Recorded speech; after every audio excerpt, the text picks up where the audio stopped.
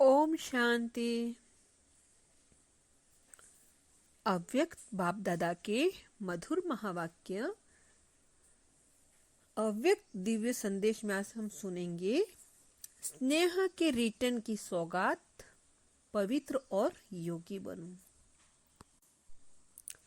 आज दादी जी क्या सुना रहे हैं, सुनते हैं। आज जब इस देह और देह के देश से परे अपने को सूक्ष्म वतन, जिसको ब्रह्मापुरी कहते हैं,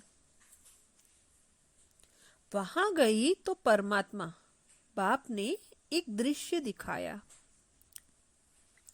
बहुत बड़ी एक भीड़ देखी। फिर देखा जैसे कोई टिकट बांट रहा है और हर एक कोशिश कर रहा है हमें भी टिकट मिले। लेकिन थोड़े समय में देखा कि कोई कोई को टिकट मिली और कोई टिकट से वंचित रह गए। जिसको टिकट मिली वह दिल ही दिल में हर्षित हो रहे हैं और जिन्हें नहीं मिली वह एक दो को देखते रहे।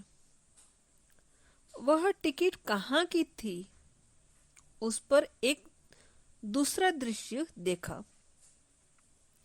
एक बड़ा सुंदर दरवाजा था जो अचानक खुला।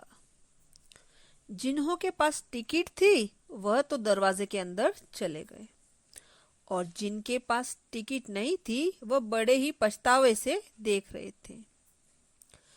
उस गेट पर लिखा हुआ था स्वर्ग का द्वार। बाबा ने रहस्य सुनाया कि परमात्मा बाप सभी बच्चों द्वारा सतयोगी नई सृष्टि स्वर्ग में चलने की टिकट दिला रहे हैं। परंतु कहीं बच्चे सोच रहे हैं कि अब नहीं, बाद में ले लेंगे। लेकिन ऐसे न हो कि यह टिकट मिलना बंद हो जाए और स्वर्ग में जाने से वंचित हो जाए। बाबा ने कहा, कहीं आत्माएं सुनती हैं, सोचती हैं कि यह कार्य क्या चल रहा है, तो बाप दादा बच्चों के प्रति यह शिक्षा दे रहे हैं कि यह जो समय आने वाला है, आप जो अब सोच रहे हो, सोचते सोचते अपने भाग्य को गवा न दो। यह दृश्य दिखाया। फिर दूसरी सीन देखी कि नदी बह रही है। उस नदी में दूर दूर से कई लोग आकर स्नान कर रहे हैं। कई फिर वहां भी नजदीक थे लेकिन नहा नहीं रहे थे, बल्कि उनसे कुछ पूछ रहे थे कि नदी कहाँ है, हम जाकर स्नान करें। लेकिन जो नजदीक रहने वाले थे उनको नदी में स्नान करने का महत्व नहीं था और जो प्यासे थे उनको भी उस प्यास का मूल्य कम कराते थे। फिर बाबा ने कहा कि बच्ची, यह जो ज्ञान गंगा है, ज्ञान के नजदीक वाले आबू निवासी हैं। दूर दूर से आकर तो इसमें स्नान करते हैं, लेकिन यहाँ वाले इस महत्व को न जाने, उनको टालते हैं। तो कहा ऐसे न हो, इस भूल में रह जाएं। इसलिए बाप दादा के सब बच्चे हैं, भल आज्ञाकारी बच्चे नहीं हैं, फिर भी बच्चे तो बाबा के प्रिय हैं।